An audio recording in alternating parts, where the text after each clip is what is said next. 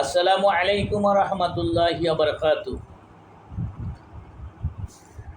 আল্লাহ তার রাসূলকে বললেন, সূরা কাফের 102 নম্বর আয়াত।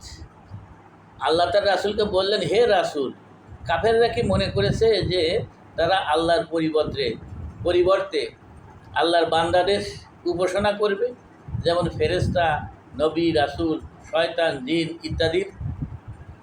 তা যারা করে, নিশ্চয়ই আমি জাহান্নামকে সেই সব কাফিরদের জন্য প্রস্তুত করে রেখেছি।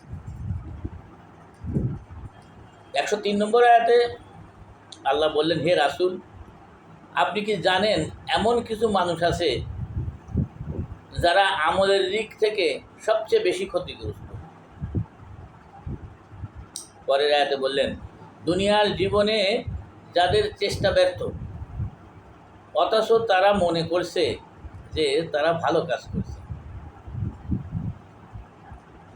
হে রাসূল, তারা সেই সব লোক যারা তাদের রবের আয়াত অস্বীকার করে, তারা তার রবের সাথে সাক্ষাৎকে অস্বীকার করে, ফলে তাদের সকল আমল নিষ্ফল হয়ে গেছে, বিনষ্ট হয়ে গেছে।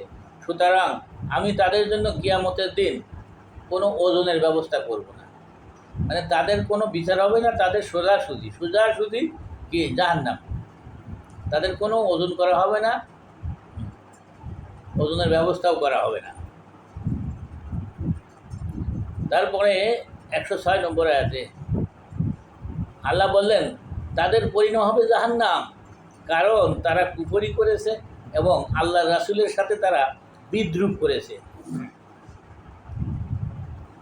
এরপরে 107 নম্বর আয়াতে আল্লাহ বললেন, হে রাসূল, আপনি মোমেনদেরকে বলুন, নিশ্চয়ই যারা ঈমান এনেছে, সৎ কাজ করেছে, তাদের জন্য রয়েছে জান্নাতুল ফেরদাউস। সেখানে তারা চিরকাল থাকবে, চিরস্থায়ীভাবে থাকবে। তারা সেখান থেকে অন্য কোথাও যাইতেও চাইবে না। আশা করি ভিডিওটা বুঝতে পারছেন। শেয়ার করুন, অন্যরা জানুক। আসসালামু আলাইকুম।